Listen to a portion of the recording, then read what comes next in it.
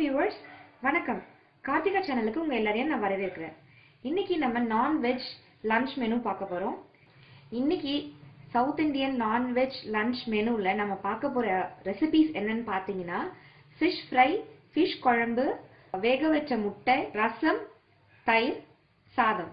இதுதான் பார்க்க போறோம்.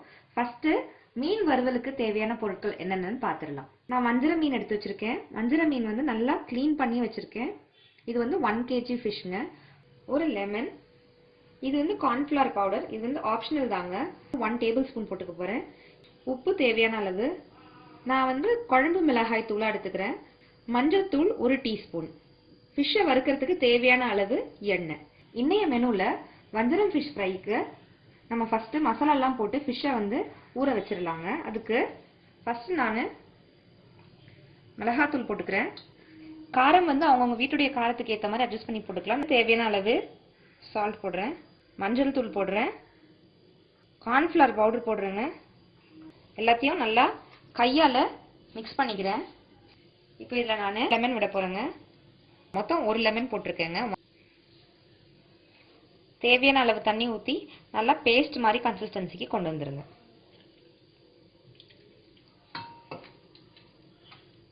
இந்த நேரத்தில் நீங்கள் சால்ட் டேஸ்ட் பண்ணி பாருங்கள். சால்ட் பத்தலை, கம்மியாக இருக்குன்னா சால்ட் சேர்த்துக்கோங்க. இந்த மசாலாஸ்லாம் ஃபிஷ்ஷில் எப்படி ஆட் பண்ணி நம்ம வறுக்க போகிறோன்னு பார்க்கலாம்.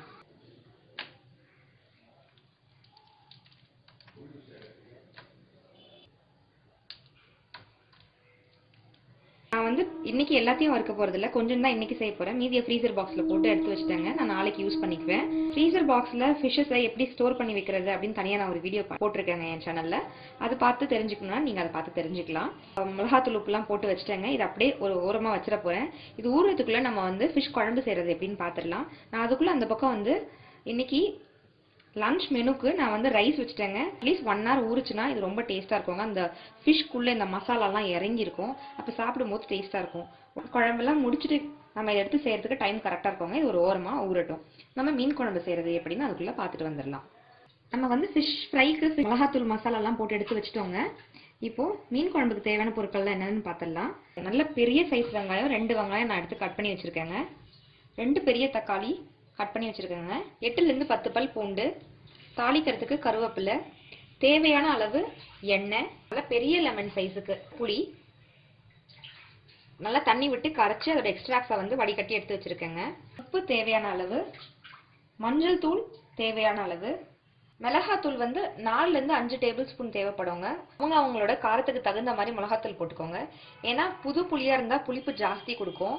பழைய புளியாக இருந்துச்சுன்னா புளிப்பு வந்து கம்மியாக இருக்கும். மீன் குழம்பு நல்லா திக்காக இருந்தால் நல்லா இருக்குங்க. அதுக்கு ஒரு நல்ல பெரிய சைஸ் வெங்காயம், குட்டி தக்காளி 1, கருவேப்பிலை நல்லா 15 இலை கருவேப்பிலை எடுத்து வச்சுருக்கேங்க நான். இதை வந்து ஃபஸ்ட்டு தனியாக நம்ம அரைச்சிட்டு வந்துடுவோம்.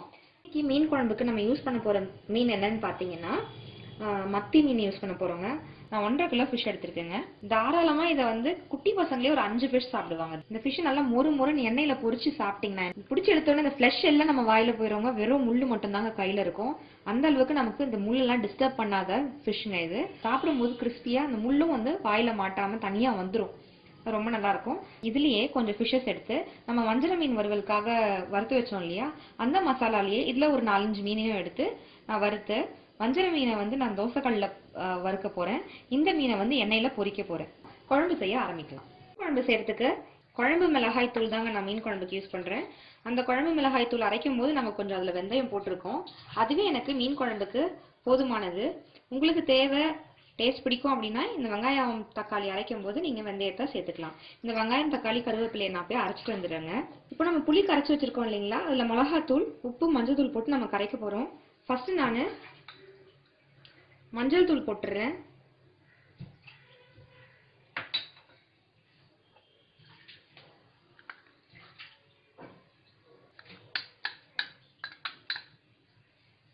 மிளகாத்தூள் போட்டுட்டோம். இதுக்கு தேவையான சால்ட்டும் சேர்த்துடலாம். இப்போ நான் இதை கையாலேயே எல்லாத்தையும் மிக்ஸ் பண்ண போறேங்க. இந்த வாட்டி நான் வாங்கிட்டு வந்த புளி வந்து எங்க வீட்டில் யூஸ் பண்ணியிருக்க புளி வந்து ரொம்ப புளிப்பான புளிங்க. நார்மலாக நான் வாங்குற புளியை விட புளி தண்ணியை விட இந்த புளி தண்ணி வந்து கொஞ்சம் அதிகமாக புளிப்பு இருக்குங்க. அந்த அதிகமான புளிப்புக்கு நான் எவ்வளோ மிளகாத்தூள் போட்டிருக்கேன்னா கோபுரமா 5 டேபிள் ஸ்பூன் மிளகாத்தூள் போட்டிருக்கேன். இல்லை 1/4 ஸ்பூன் மஞ்சள் தூள் போட்டிருக்கேன். தேவையான அளவு உப்பு போட்டு எல்லாத்தையும் கரைச்சு எடுத்து வச்சிருக்கேங்க. குழம்புக்கு மசாலாஸ் அரைக்கிறேங்க. இல்லை நான் அரைக்கிறதுக்காக வச்சிருந்தேன் இல்லைங்களா, அந்த வெங்காயம், தக்காளி, கருவேப்பிலை போட்டேன். பூண்டு மீன் குழம்புல தனித்தனியாக தெரிய வேணாம் அப்படின்றதுக்காக நான் வந்து பூண்டே அதில் சேர்த்துட்டேங்க. பாருங்க, நல்லா பேஸ்ட்டாக அரைச்சிட்டேங்க. இப்போ மீன் குழம்பு தாளிக்கிறது எப்படின்னு பார்க்கலாம் வாங்க. மீன் குழம்புக்கு ஸ்டவ் ஆன் பண்ணி நான் வந்து சட்டி அடுப்பில் வச்சுருக்கேங்க. நீங்கள் சமைக்க ஆரம்பிக்கும் போது அடுப்பு வந்து ஃபுல் ஸ்லோவில் இருக்கணுங்க. நல்லா சட்டி ஃபுல்லாக சூடு ஏறினதுக்கப்புறம் நம்ம வந்து ஹை ஃப்ளேமில் வச்சுக்கலாம். இப்போ ரொம்ப சிம்மில் இருக்குது. 4லேருந்து 5 டேபிள் ஸ்பூன் எண்ணெய் விட்டுருக்கேங்க. மீன் குழம்புலேயே நிறைய வெரைட்டிஸ் இருக்குது. ஒரு ஊருக்கும் போனீங்கன்னா, ஒரு ஸ்டேட்டுக்கும், ஒரு தமிழ்நாட்டிலே நிறையா ஒரு டிஸ்ட்ரிக்ட் போனீங்கன்னா ஒருத்தர் ஒரு மாதிரி சமைப்பாங்க. மீன் குழம்புலேயே சில பேர் மிளகுத்தூள் போடுவாங்க, சில பேர் தேங்காய் அரைச்சி ஊற்றுவாங்க. ஒரு ஊருக்கு ஒரு டேஸ்ட் உண்டுங்க. இது கார்த்திகா சேனலுடைய ஸ்டைல் ஆஃப் குக்கிங். எண்ணெய் சூடேறிடுச்சு. இந்த சமயத்தில் நம்ம 1/2 டீஸ்பூன் கடுகு போட்டுடலாம். மண் சட்டியில் வைக்கிற மீன் குழம்பு வந்து அவ்வளோ வாசனை இருக்குங்க, அவ்வளோ டேஸ்ட் இருக்குங்க. பாருங்க, கடுகு நல்லா பொரிஞ்சிச்சு. இந்த நேரத்தில் நான் கருவேப்பிலை போடுறேன். பெருங்காயத்தூள் கொஞ்சம் போட்டிருக்கேன், ஒரு 1/4 டீஸ்பூன். மீன் குழம்புல பெருங்காயத்தூள் வாசனை பிடிக்கிறவங்க போடுங்க, வேணான்றவங்க ஸ்கிப் பண்ணிடலாம். இப்போ கட் பண்ணி வச்சிருக்க வெங்காயம் எல்லாத்தையும் போட்டுருங்க. நல்லா வெங்காயம் வதங்கட்டோங்க. வெங்காயம் நல்லா சுருள வதக்கியாச்சுங்க. இப்போ வந்து நம்ம அரைச்சி வச்சிருந்தோம் பாருங்க மசாலா, அது எல்லாத்தையும் நான் உள்ள சேர்த்துடுறேன். அரைச்சி வச்ச மசாலா எல்லாத்தையும் போட்டேங்க. இப்போ நல்லா வதக்கிடுங்க. நல்லா சுருள வதக்கிட்டேங்க. இப்போ இதில் நான் தக்காளி சேர்த்துற போறேன்.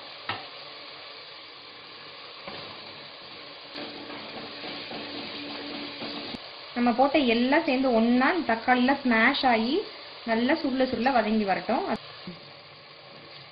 பாருங்க, தக்காளி எதுவுமே முழுசா தெரியல பாருங்க. நல்லா ஸ்மாஷ் பண்ணி நசுக்கி விட்டு ஃபுல்லா நான் வதக்கிட்டேன். பச்சை வாசனை எதுவுமே இல்லை வெங்காயம். இந்த நேரத்துல நம்ம குழம்பு கரைச்சி வச்சிருக்கோம் பாருங்க, அதை எடுத்து இதுல விட்டுடலாம்.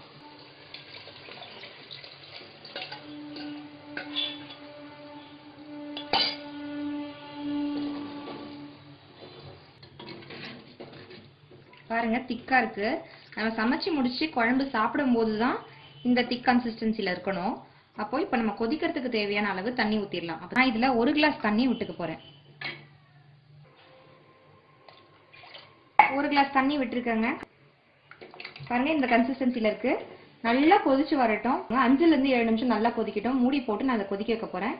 5லேருந்து 7 நிமிஷம் கழிச்சு எப்படி இருக்குன்னு நான் உங்களுக்கு காட்டுறேன். பாருங்க, ஃபிஷ் குழம்பு மூடி வச்சு 5 மினிட்ஸா கொதிச்சுட்டு இருக்கு. இது பாட்டு நீங்க கொதிக்கட்டும். அதுக்குள்ள இன்னைக்கு லஞ்ச் மெனுக்கு நான் என்னென்ன செஞ்சிருக்கேன்னா, முட்டையும் பாயில் பண்ணி எடுத்து வச்சிட்டேங்க. இப்போ நம்ம வந்து மத்தி மீன் வறுத்துடலாம். அதுக்கு நான் இங்க பக்கத்துல கடாய் வச்சிருக்கேன். கடாய் சுட்டோன்னே நம்ம இதுல எண்ணெய் ஊத்தி மீனை பொரிச்சிடலாம். கடாய் சூடாயிடுச்சுங்க. இதுல நான் ஃபிஷ்ஷை பொரிக்கிறதுக்கு தேவையான அளவு எண்ணெய் விட்டுருக்கேன். குட்டி மீனுன்றனால ஒரு 4 மீனா போட்டு வறுக்கிறதுக்கு தேவையான அளவு கம்மியா எண்ணெய் வச்சிருக்கேங்க. இந்த வறுத்துட்டு எண்ணெயை வந்து ஆற வைக்கிறோம் பாருங்க, அந்த எண்ணெயை நம்ம வந்து வஞ்சரம் ஃபிஷ் ஃப்ரை பண்றதுக்கும் நம்ம அதே யூஸ் பண்ணிக்கலாம். எண்ணெய் நல்லா சூடாயிடுச்சுங்க. இப்போ நம்ம ஃபிஷ்ஷை வறுக்கலாம். ஃபிஷ் போடும்போது சிம்ல வச்சு போடுங்க.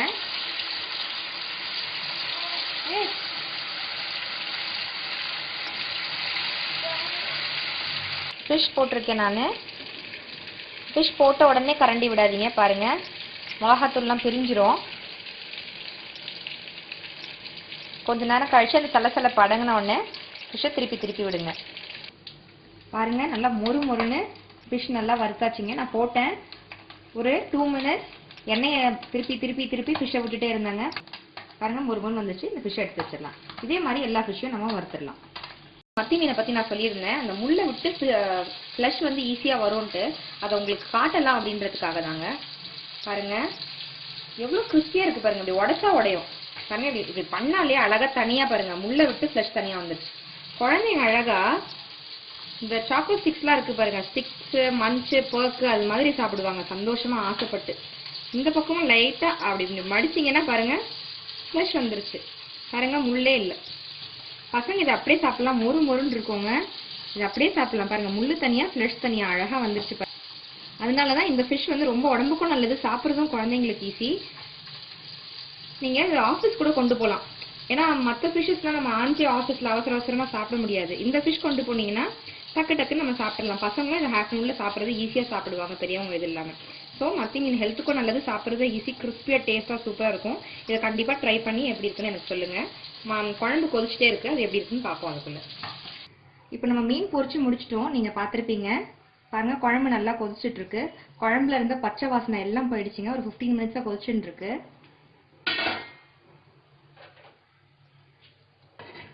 கன்சிஸ்டன்சி கொஞ்சம் இந்த கன்சிஸ்டன்சி இருக்கு. எனக்கு கொஞ்சம் இன்னும் திக்கா வேணும். ஏன்னா ஃபிஷ் போட்ட உடனே ஃபிஷ்ல இருக்க எண்ணெயும் ஃபிஷ்ல இருக்க தண்ணியும் வேற இல்லை, இன்னும் லிக்விட் ஆக்கிடுவாங்க குழம்ப. இன்னும் ஒரு 5 மினிட்ஸ் கொதிக்கிட்டோம் குழம்பு. மூடி போட்டு நான் கொதிக்க விட போறேன். அதுக்குள்ள நம்ம வஞ்சர மீனை வந்து சைட்ல நம்ம தோசைக்கல்ல போட்டு வறுக்கிறது எப்படின்னு பார்க்கலாம். இப்போ மீன் குழம்புக்கு வந்து நம்ம இன்னும் 5 நிமிஷம் கொதிக்க விடுறதுக்காக வச்சிருக்கோம். அதுக்குள்ள வஞ்சர மீன் வறுத்தலாம். இங்க தோசைக்கல் வச்சிருக்கேன், இரும்பு தோசைக்கல் இது. அடுப்புல வச்சிருக்கேன். சூடு ஏறின உடனே எப்படி மீன் பொரிக்கிறதுன்னு பார்க்கலாம். இப்போ நம்ம மத்தி மீன் பொரிச்சோம் இல்லையா, அந்த எண்ணெயை வேஸ்ட் பண்ணாம நான் இப்போ வஞ்சர மீன் வறுக்கிறதுக்கு யூஸ் பண்ணிக்க போறேன். தோசைக்கல் நல்லா சுட்டுருச்சு. வந்து 2 ஸ்பூன் எண்ணெய் விட்டுருக்கேங்க. இப்போ நம்ம மசாலா தடவி வச்சிருக்க ஃபிஷ் இதுல போட போறாங்க.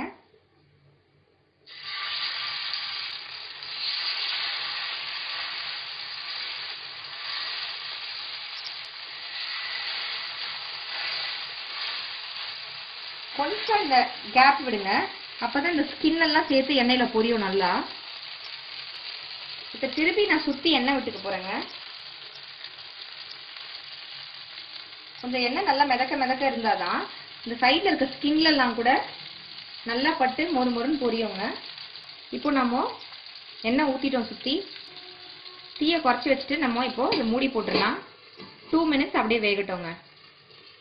மீன் குழம்பு பாருங்க, எண்ணெய் நல்லா பிரிஞ்சு வந்திருக்கு, சூப்பரா இருக்கு பாருங்க. இந்த நேரத்துல நம்ம வச்சிருக்க மீனெல்லாம் இதுல போட்டுடலாம். மீனை அப்படியே மொத்தமா உள்ள போடாம சுத்தி எல்லா சைட்லயும் மீனை போடுங்க. ஒண்ணா எடுத்து போடுங்க. அப்ப வந்து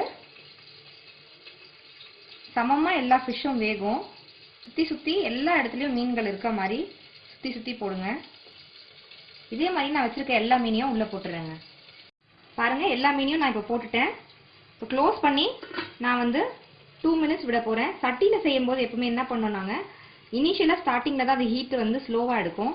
ஆனா நம்ம ஆஃப் பண்ணதுக்கு அப்புறம் கூட சட்டியில வந்து ஹீட் இன்னும் அப்படியே வச்சிருக்கோம் உள்ள. அதனால மற்ற பாத்திரத்துல எல்லாம் சமைக்கும் போது நம்ம வந்து ஒரு 3 மினிட்ஸ் கழிச்சு நம்ம ஃபிஷ் வெந்துருச்சான்னு பார்த்துட்டு ஆஃப் பண்ணிட்டு அப்படியே மூடி போட்டு வச்சிடலாம். மீதி அந்த சூட்லயே வெந்துடும். சட்டியில செய்யும் போது ஒரு 2 மினிட்ஸ் முன்னாடியே ஆஃப் பண்ணிடணும். அப்படியே மூடியை திறக்காம அப்படியே ஆஃப் பண்ணி விட்டாச்சுன்னா அந்த சூட்லயே அது உள்ளேயே வெந்துருங்க. கரெக்டா நம்ம 2 மினிட்ஸ் கழிச்சு ஃபிஷ் வெந்துருச்சான்னு பார்க்கலாம். கரெக்டா 3 மினிட்ஸ் ஆகுதுங்க வஞ்சரம் ஃபிஷ் வச்சு. நம்ம பொறுமையா இதை திருப்பி போடுவோம்.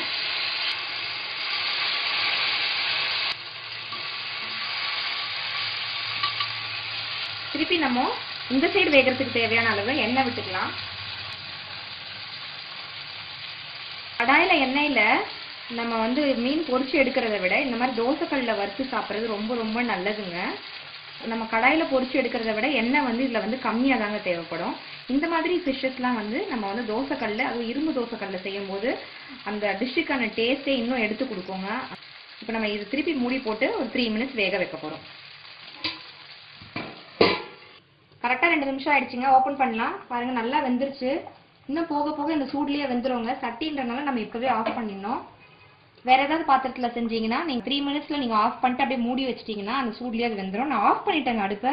இருந்தாலும் கொதிப்பு அடங்கவே இல்லை பாருங்க. ஆஃப் பண்ண அடுப்பு சட்டியில இன்னும் கொதிச்சுட்டு இருக்கு. அதனாலதான் சட்டி வந்து ஒரு 2 மினிட்ஸ் முன்னாடியே ஆஃப் பண்ணணும்னு சொல்றது.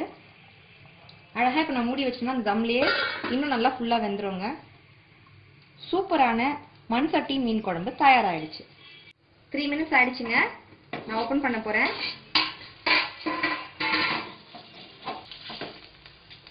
பாருங்க, சூப்பரா வெந்துருச்சு. கொஞ்சம் இப்படி ஓரமா வச்சிருங்க. இடையில நிறைய எண்ணெய் இருக்கும். குழியா இருக்க தோசைக்கல் இல்லைங்களா, இதுல இருக்க எக்ஸஸ் ஆயில்லாம் இதுல இப்படி வந்துடும். வெறும் சூட்ல இந்த ஓரத்துல இருக்கிறதுனால இதுல இருக்க எண்ணெய் எல்லாம் வந்துடும். இந்த ஃபிஷ்ஷஸ் பீசஸ் என்ன ஆகணும், நல்லா கொஞ்சம் மொறுமொறுன்னு ஆயிடும். அப்ப சிம்ல வச்சிருங்க கொஞ்சம் அடுப்பை. பாருங்க, எண்ணெய் வழியிறது க்ளோஸ் அப்ல பாத்தீங்கன்னா தெரியும். இங்க இருந்து எண்ணெய் வழிஞ்சிட்டு இருக்கு பாருங்க. இதுல இருக்க எண்ணெய் எல்லாம் இப்படி வடிஞ்சிரும். சும்மா ஒரு 30 செகண்ட்ஸ் வச்சா போதுங்க, அவ்வளோதான். ஃபிஷ் ரெடி ஆயிடுச்சு. வஞ்சரம் ஃபிஷ் ஃப்ரை ரெடி ஆயிடுச்சு. நம்ம எடுத்து சர்விங் பவுலுக்கு மாற்றிடலாம். ரொம்ப ஈஸியான ரசம்ன்றதுனால இது தேவையான பொருட்கள் என்னென்னு நம்ம இப்போ பார்க்க போகிறோம். புளியை வந்து 1/2 கிளாஸ் தண்ணியில் நான் ஊற வச்சு வச்சுருக்கேன். பெருங்காயம், தாளிக்கிறதுக்கு தேவையான நெய், தேவையான அளவு உப்பு, 1 ஸ்பூன் அளவு மிளகு, 1 ஸ்பூன் அளவுக்கு சீரகம் போட்டிருக்கேன், 1/4 ஸ்பூன் கடுகு, 1/4 ஸ்பூன் உளுத்தம்பருப்பு, பூண்டு 4 பல், 5 மிளகாய், 1 தக்காளி, அப்புறம் கருவேப்பிலை, கொத்தமல்லி, மிளகு சீரகம், 1 தக்காளி, கொஞ்சோண்டு மஞ்சத்தூள். இது எல்லாத்தையும் ஃபைன் பேஸ்ட்டாக குறைச்சிட்டு வந்துடுங்க. அரைச்ச விழுத ஒரு பவுலில் கொட்டிக்கோங்க. இதுக்கு தேவையான அளவு உப்பு இதில் போட்டுடலாம். அரைச்சி வச்ச புளியை கொஞ்சம் விட்டுக்கலாம். தாளிக்கிறது நம்ம பார்க்க போகிறோம். ரசம் தாளிக்கிறதுக்கு கடாய் அடுப்பில் வச்சுருக்கோம். கொஞ்சமாக எண்ணெய் விட்டுருக்கேன். ஸ்பூன் கடுகு, 1/2 ஸ்பூன் உளுத்தம்பருப்பு, கிள்ளி வச்ச பூண்டு, 2 கிள்ளி வச்ச காஞ்ச மிளகாய், கருவேப்பிலை, கொஞ்சம் பெருங்காயம். இப்போ என்ன செய்ய போகிறோம், ஒரு வாட்டி கலந்து விட்டு தாளிப்பில் சேர்த்துட போகிறோம். ரசம் இப்போ நல்லா நுரைச்சி வந்துருச்சுங்க. இன்னைக்கு non veg south Indian lunch menu 1 ready ஆயிடுச்சுங்க. என்னென்ன இன்னைக்கு செஞ்சுருக்கோன்னு பார்க்கலாம். வஞ்சரம் ஃபிஷ் ஃப்ரை, பாயில்டு எக், மத்தி மீன் வறுவல், அதாவது எண்ணெயில் பொரிச்சு எடுத்ததுங்க. ஆனியன்ஸ் கட் பண்ணி வச்சுருக்கேன், லெமனும் கட் பண்ணி வச்சுருக்கேன், ஒயிட் ரைஸ், மண் சட்டியில் மத்தி மீன் குழம்பு செஞ்சுருக்கோங்க, அரைச்சி விட்ட ரசம் வச்சுருக்கேன், தயிர், வாழைப்பழம், தண்ணியும் வச்சுருக்கேங்க. இந்த non veg south Indian lunch menu உங்களுக்கு பிடிச்சிருக்கோன்னு நம்புகிறேன். இந்த ரெசிபிஸ் உங்களுக்கு பிடிச்சிருந்துச்சுன்னா, இந்த வீடியோ உங்களுக்கு பிடிச்சிருந்துச்சுன்னா மறக்காமல் லைக் பண்ணுங்கள், உங்கள் ஃப்ரெண்ட்ஸுக்கெலாம் ஷேர் பண்ணுங்கள். கண்டிப்பாக இந்த சேனலை சப்ஸ்கிரைப் பண்ணி எங்களுக்கு உங்களுடைய சப்போர்ட்ஸை தெரிவிங்க. இந்த ரெசிபியை உங்கள் வீட்டில் செஞ்சு பார்த்துட்டு ஒரு ரெசிபியோட ருசியும் எப்படி இருக்குன்னு உங்களுடைய வேல்யூபிளான கமெண்ட்ஸை கீழே கமெண்ட் செக்ஷனில் ஃபீட்பேக்ஸ் எல்லாம் போஸ்ட் பண்ணுங்கள். இந்த ரெசிபிஸோடைய கமெண்ட்ஸையும் நீங்கள் கீழே இருக்க கமெண்ட் செக்ஷனில் போஸ்ட் பண்ண மறந்துடாதீங்க. எங்கள் சேனலில் மறக்காமல் சப்ஸ்கிரைப் பண்ணுங்கள். சப்ஸ்கிரைப் பண்ணோன்னே பக்கத்துலேயே ஒரு பெல் பட்டன் இருக்குங்க, நோட்டிஃபிகேஷன் பட்டன்னு. அந்த பட்டனையும் ப்ரெஸ் பண்ண மறந்துடாதீங்க. ஸோ தட் நாங்கள் அடுத்தடுத்து போடுற வீடியோஸ்லாம் அப்லோட்ஸ்லாம் உங்களுக்கு ஈஸியாக நோட்டிஃபிகேஷன்ஸில் வரும். அடுத்த வீடியோஸை நீங்கள் ஈஸியாக பார்க்கலாம். Thanks for watching.